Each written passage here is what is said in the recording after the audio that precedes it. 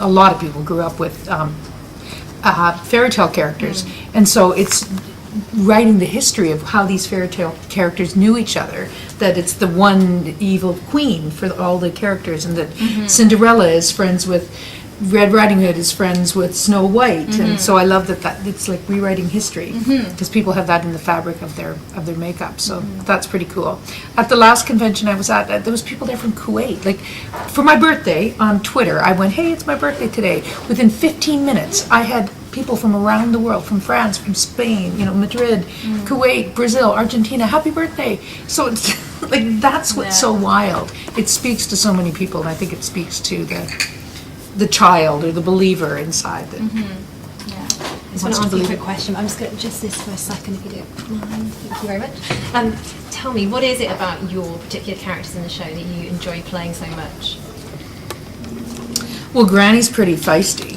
I love that. I love that they've written Granny not to be, cookies and milk, and sit down and I'll read you stories like, Granny, get your crossbow. I know.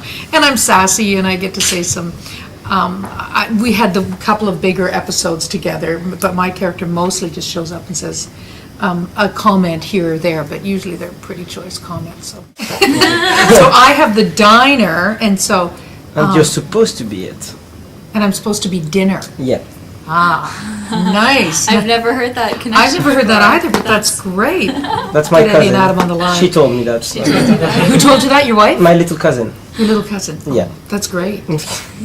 Well, you know what? I'm sure the boys, Adam and Eddie, I'm sure they have thought of that, because there's layers and layers that you watch something and go, oh yeah, that makes sense. But personally, I love having Granny's Diner because everything happens at Granny's Diner. Every party, every funeral, every, welcome back. Oh my God, where are they? A lot of people think we're going into the Frozen with Ilsa.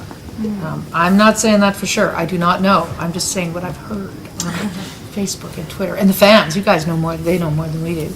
I just hope we get to come along for the ride. It was Neverland was a great storyline, but all of us in Storybrooke just stayed quietly in Storybrooke and waited for them to come back.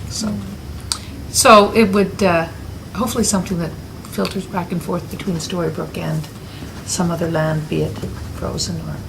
Well, of course, the fondest one was Red Handed, season 1.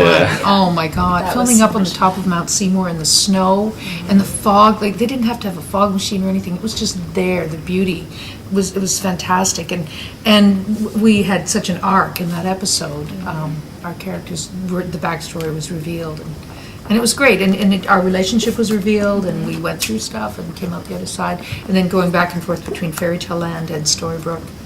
We know we're part of a good show, and especially first season when it was just coming to life. Everyone just loved coming to work, and the crew would come in on Monday morning, and everyone had watched the episode the night before. So it's pretty great, pretty special. Talking about kind of favorite episodes, I'm gonna say that my favorite bad character is Peter Pan, because he's incredibly evil.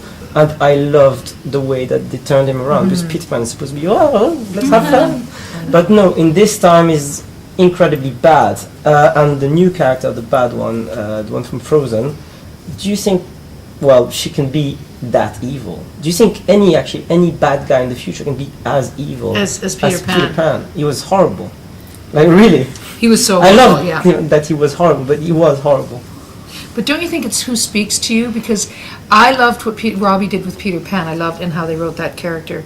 But I also, what Rebecca Mader did with the Wicked Witch of the West, that spoke to me. So for me, maybe it's because I'm a woman, she just got in and she just enjoyed and relished how evil she was being, and she always did it with a smile on her face. So for me, that particular brand of evil resonated a bit more. So I guess my answer would be yes, because it's maybe for you might not find anyone as evil as Peter Pan, but so you think it will depend on the future character? I think it is, and I these, like Adam and Eddie, they're not finished writing yet. They have a lot of ideas cooking, so let's see. I'm a character actor, so I audition all the time for all the stuff filming in Vancouver and sometimes in Toronto too, in Canada. So who knows, lots of little bits and pieces are usually how I make my way. But I'm currently writing a one-woman show for the Fringe Festival, Vancouver Fringe Festival, so it's live theater. That's awesome. and I'll be telling stories and singing songs. Yeah, this September. That's amazing. September, yeah. So it's